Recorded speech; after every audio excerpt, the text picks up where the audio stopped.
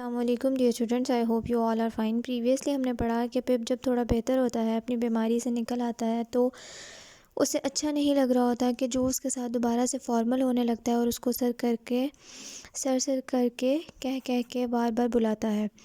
I knew what he was thinking۔ پپ کو لگتا ہے کہ اسے پتہ ہے کہ جو ایسا کیوں کر رہا تھا، and I could not blame him for it۔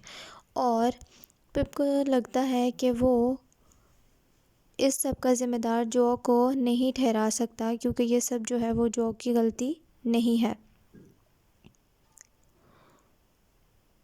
He thought that once I was well،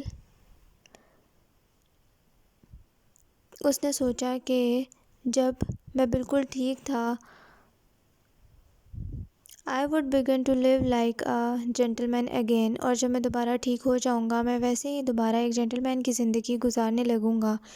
I had been ashamed of him۔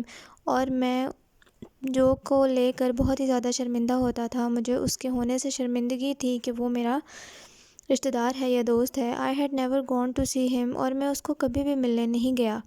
Why؟ کیوں؟ I had almost forgotten about him۔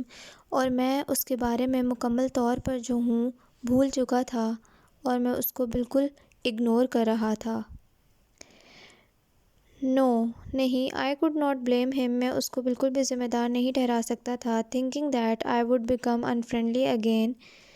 اس سب کو سوچنے پر، اگر وہ ایسا سوچ رہا تھا کہ میں اس کے ساتھ دوبارہ سے انفرینڈلی ہو جاؤں گا، دوستانہ رویہ نہیں رکھوں گا۔ That night، جو came to my room when I was going to bed، اسی رات جو میرے کمرے میں آیا جب میں سونے ہی جانے والا تھا۔ He asked me whether I was feeling well۔ اس نے مجھے پوچھا کہ کیا اب میں بہتر محسوس کر رہا ہوں یا نہیں۔ Yes dear Joe، quite، I replied۔ میں نے کہا کہ ہاں جو، میں بہت بہتر محسوس کر رہا ہوں۔ Then he gently put his hand on my shoulder۔ پھر اس نے بہت ہی نرمی سے اپنا ہاتھ میرے کندھے پر رکھا۔ In a low voice he said good night۔ ہلکی آواز میں اس نے مجھے شب بخیر کہا۔ When I got up، جب میں صبح اٹھا۔ When I got up in the morning he had gone۔ وہ جا چکا تھا۔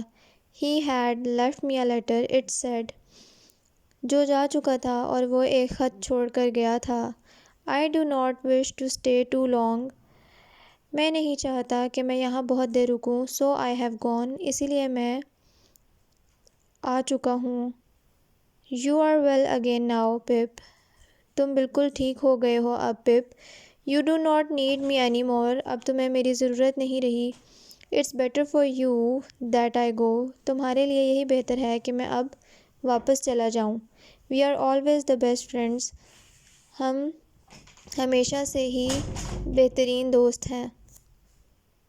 آج کے لیے اتنا ہی۔ نیکسٹ پارٹ آف لیسن جو ہے ہم نیکسٹ لیکچر میں پڑھیں گے۔ Read the lesson, take care of yourself, meet you in the next meeting. اللہ حافظ۔